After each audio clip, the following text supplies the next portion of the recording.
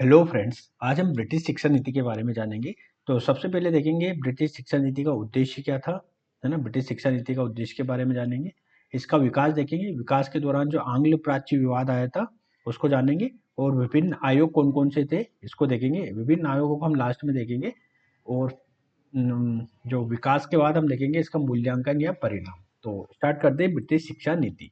British शिक्षा नीति का मूल उद्देश्य यह था कि जो ब्रिटिश ने प्रशासनिक आवश्यकताओं की पूर्ति के लिए एक ऐसे भारतीय मध्यम वर्ग का निर्माण किया जो उनकी क्लेरिकल पोजीशन को संभाल सके, है ना। जो उन्होंने क्लेरिकल भर्ती जो उनके लेखा जोखा के कार्यों को संभाल सके, इसलिए उन्होंने ब्रिटेन से लोगों को नहीं बुलाया, भारत में ही एक ऐसा मध्यम वर्ग का निर्माण कर दिया कि ये जो लेखा जोखा को रख सके। अब विकास कैसे हुआ? आरंभ में इन्होंने भारतीय ज्ञान विज्ञान से परिचित कराने के संदर्भ में परंपरागत शिक्षा को लागू किया। इसी संदर्भ में उन्होंने कलकत्ता मदरसा की स्थापना की, संस्कृत कॉलेज की स्थापना की। परंतु धीरे धीरे क्या हुआ, भारत में ईसाई मिशनरी आने लगे। तो ईसाई मिशनरी आने लगे, उसके अंतर्गत इन्होंने आधुनिक शिक्षा को बल प्रदान करना प्रारंभ कर दिया। आधुनिक शिक्षा मतलब अंग्रेजी शिक्षा के माध्यम से इन्होंने प्रसार करना प्रारंभ कर दिया, है ना। ईसाई मिशनरियों में एक श्री रामपुर त्रयी, है ना, श्री रामपुर त्रयी, है ना, जिसके अंतर्गत विलियम केरी, मार्समैन, है ना, ये लोग सम्मिलित थे त्रयी में। श्री रामपुर त्रयी काफी महत्वपूर्ण भूमिका निभाती है ईसाई मिशनरियों के द्वारा जो शिक्षा प्रसारित की गई थी उसमें। आगे चलकर 1813 का जो अधिनियम आता है उसमें भारतीय शिक्षा को बढ़ावा देने के लिए 1 लाख रुपए स्वीकृत किए जाते। अब 1 लाख रुपए स्वीकृत कर दिए, लेकिन इन 1 लाख रुपए का प्रयोग किस तरह से किया जाएगा, किस प्रकार की शिक्षा प्रदान की जाएगी, उसमें उसका कोई निर्धारण नहीं हो पाया। अर्थात मतलब पैसे दे दिए, लेकिन कहाँ किस प्रकार से शिक्षा में इसको खर्च किया जाएगा उसका निर्धारण नहीं हो पाया। आगे चलकर विलियम बेंटिंग के काल में आंग्ल प्राच्य विवाद देखने को मिलता है। आंग्ल प्राच्य विवाद क्या होता है कि जब भारतीय लोगों को शिक्षा देने की बात आई, तो दो बिंदु विवाद के दो बिंदु उभर कर आए। कौन कौन से बिंदु आए कि भारतीयों को शिक्षा कौन से विषयों की दी जाए, और भारतीयों की जो शिक्षा दी जाएगी उसका माध्यम क्या होगा। तो जो विवाद आया उसमें मैं पहले बता देता हूँ शिक्षा का माध्यम क्या हो, इस पर विवाद बना। शिक्षा का माध्यम इन्होंने बताया या तो अंग्रेजी रखे या देसी भाषाएं रखी, हिंदी या अन्य भाषाएं, है ना, जिसके अंतर्गत हिंदी प्रमुख थी, है ना, हिंदी रखी। तो अंग्रेजी लोगों के समर्थन वाले कौन थे, जो अंग्रेजी भाषा को समर्थन कर रहे थे, वो थे एक तो मेकाले और ट्रेवेलियन। ये लोग आंग्ल भाषा या इंग्लिश भाषा के समर्थन में थे। और जो प्राच्य भाषा जो देसी भाषाएं थी उनके समर्थन में थे प्रिंसेप बंधु। इसके अंतर्गत हेनरी थोपे और जेम्स प्रिंसेप प्रमुख थे। तो ये एक विवाद का कारण था, है ना। आंग्ल प्राच्य विवाद यही था कि जो शिक्षा का माध्यम हो वो हिंदी हो या देसी भाषाएं हो या फिर अंग्रेजी हो। तो इसमें क्या हुआ, इसमें जो आंग्ल लोगों की विजय हुई और भाषा का जो माध्यम अपनाया गया वो अंग्रेजी अपनाया गया। इसी संदर्भ में मेकाले ने एक बात ये कही थी कि एक अच्छे यूरोपीय पुस्तकालय की तुलना भारत और अरब के समस्त साहित्य से अच्छी है। मतलब इन्होंने यूरोपीय जो साहित्य होता था उसको काफी अच्छा बताया था। मेकाले ने कहा था कि जो यूरोपीय साहित्य है वो काफी समृद्ध है, भारत और अरब का समस्त साहित्य मिलकर भी एक छोटे से यूरोपीय पुस्तकालय की तुलना नहीं कर सकता है ना। और इस आंग्ल प्राच्य विवाद में आंग्लवादियों की विजय हुई, अर्थात भाषा का माध्यम अंग्रेजी बनाया गया। इसी के अंतर्गत अधोमुखी निस्यंदन का सिद्धांत सामने आया। अधोमुखी निस्यंदन का सिद्धांत क्या है?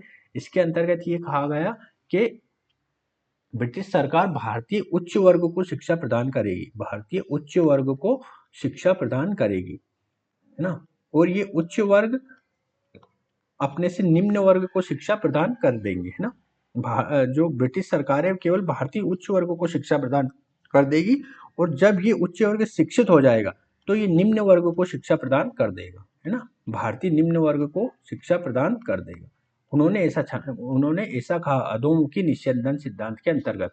अर्थात कहने का तात्पर्य है कि जो शिक्षा है वो छन छन कर दी जाएगी, है ना। पहले इसने सीख लिया, फिर इसने जो सीखा इसको सिखाया, फिर इसने जो सीखा इसको सिखा। इस तरह से उन्होंने कहा कि हम केवल उच्च वर्ग को शिक्षा देंगे भारतीय, और ये निम्न वर्ग को शिक्षा दे देगा। परंतु अधोमुखी निस्यंदन का सिद्धांत वास्तविक रूप से लागू नहीं हो पाया। क्यों नहीं हो पाया? कि जब भारतीय उच्च वर्ग को शिक्षा प्रदान हो गई तो ये ब्रिटिश सरकार के अंतर्गत नौकरी वगैरह करने लगे, क्लर्क की पोस्ट पे पहुंच गए, तो इन्होंने निम्न वर्ग को शिक्षा प्रदान नहीं की। इसी कारण से क्या होता है कि भारत का जो एक बड़ा वर्ग था, गरीब वर्ग जो ग्रामीण क्षेत्रों में रहता था, वहां तक शिक्षा नहीं पहुंच पाई। तो अधोमुखी निस्यंदन का सिद्धांत ये था, है ना। निम्न वर्ग को शिक्षा नहीं प्राप्त हुई और ब्रिटिश लोगों ने केवल भारतीय उच्च वर्ग को शिक्षा प्रदान की। अब हम भारतीय शिक्षा नीति, जो शिक्षा इन्होंने नीति बनाई ब्रिटिश शिक्षा नीति के तहत, हम इसका मूल्यांकन देख लेते हैं।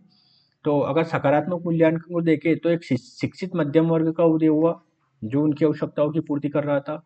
इसी संदर्भ में ये कहा गया कि जो भारतीयों ने पश्चिमी हथौड़े से पश्चिम की बेड़ियों को तोड़ दिया। पश्चिमी हथौड़ा यहाँ कहने का तात्पर्य है कि जो शिक्षित मध्यम वर्ग उभरा, इन्होंने पत्र पत्रिकाएं और जो आधुनिक मूल्यों को जाना, और ये बात समझ पाए कि जो ब्रिटिश लोग हैं भारतीयों पर औपनिवेशिक शोषण कर रहे हैं, है ना, औपनिवेशिक शोषण कर रहे हैं। और इस शोषण को इन्होंने भारतीय जनता के सामने प्रस्तुत किया विभिन्न माध्यमों से, जैसे न्यूज़पेपर, पत्र पत्रिकाएं, भाषण, है ना। जो भारतीय शिक्षित मध्यम वर्ग उभर रहा था उसमें कौन थे?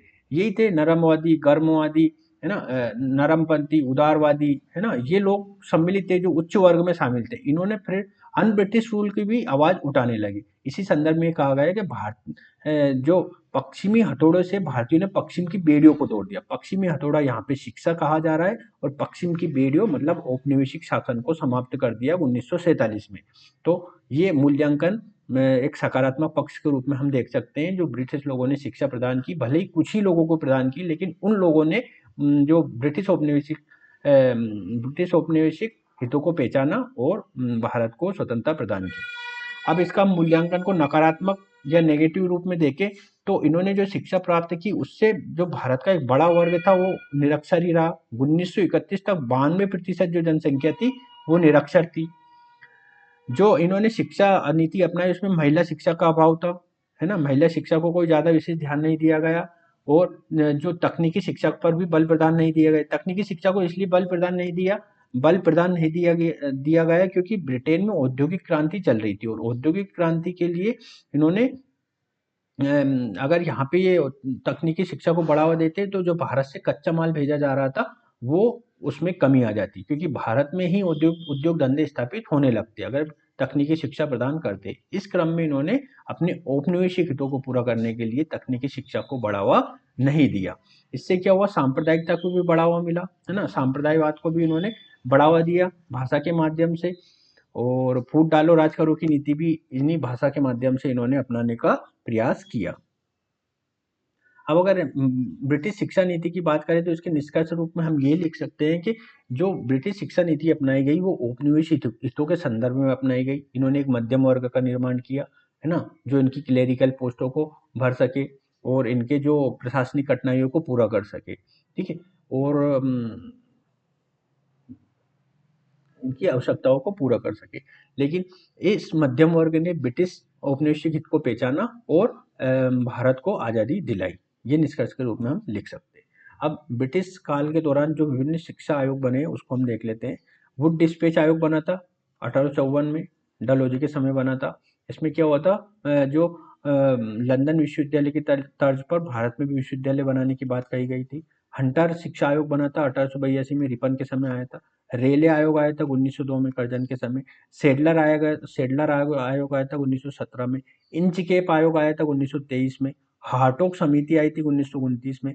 लिंडसे आयोग आया था 1929 में, और सार्जेंट योजना जो आई थी 1944 में आई थी। तो ये महत्वपूर्ण शिक्षा से संबंधित आयोग है। इन आयोगों ने क्या क्या सिफारिशें की, इनको आप डिटेल में आप नेट पे देखकर डाउनलोड करके देख सकते हैं। इतना डिटेल में पूछा नहीं जाता है ना सामान्यतः मेंस में। इन आयोगों के बारे में और जो ब्रिटिश शिक्षा नीति के क्या पॉइंट्स थे मुख्य, उन्होंने क्या सकारात्मक क्या नकारात्मक दिया और शिक्षा नीति किस तरह भारतीय औपनिवेशिक शोषण को लागू करने में उन ब्रिटेन को सहायता मिली, तो ये पूरी चीज़ें पूछी जाती है। तो आज का वीडियो हम ये समाप्त करेंगे। वीडियो देखने के लिए बहुत बहुत धन्यवाद।